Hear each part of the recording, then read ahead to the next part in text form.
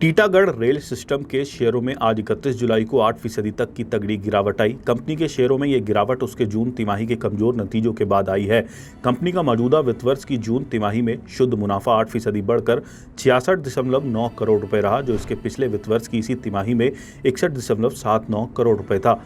हालांकि कंपनी के रेवेन्यू और ऑपरेटिंग प्रॉफिट दोनों में जून तिमाही के दौरान गिरावट देखी गई।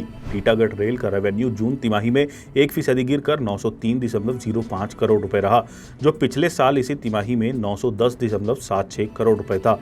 वहीं कंपनी का ऑपरेटिंग प्रॉफिट इस दौरान 4% घटकर 101.83 करोड़ रुपए रहा, जो इसके पिछले साल इसी तिमाही में 106.1 करोड़ रुपए था।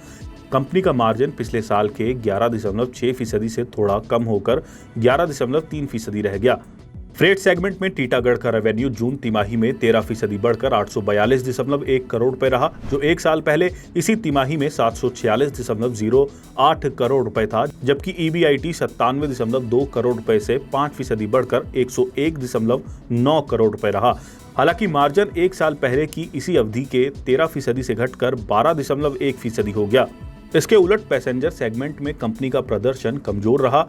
इस सेगमेंट का रेवेन्यू जून तिमाही में 63% घटकर 60.8 करोड़ रुपए पर आ गया, जो एक साल पहले इसी तिमाही में 164.7 करोड़ रुपए था। वहीं इसका ईबीआईटी 41% घटकर 3.7 करोड़ रुपए रहा, जो इसके पिछले साल इसी तिमाही में 6.3 करोड़ रुपए था।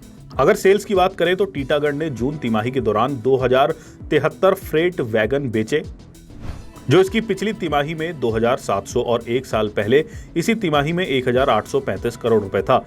वहीं कंपनी ने जून तिमाही में 6 पैसेंजर वैगन बेचे, जबकि पिछली तिमाही में 30 और एक साल पहले इसी तिमाही में ये आंकड़ा 81 रहा था।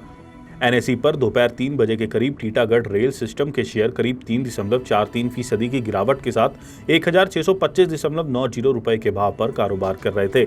इस साल की शुरुआत में अब तक कंपनी के शेयरों में 55% की तेजी आ चुकी है। वहीं पिछले एक साल में इसने अपने निवेशकों को 141% का मल्टी बैगर रिटर्न दिया है।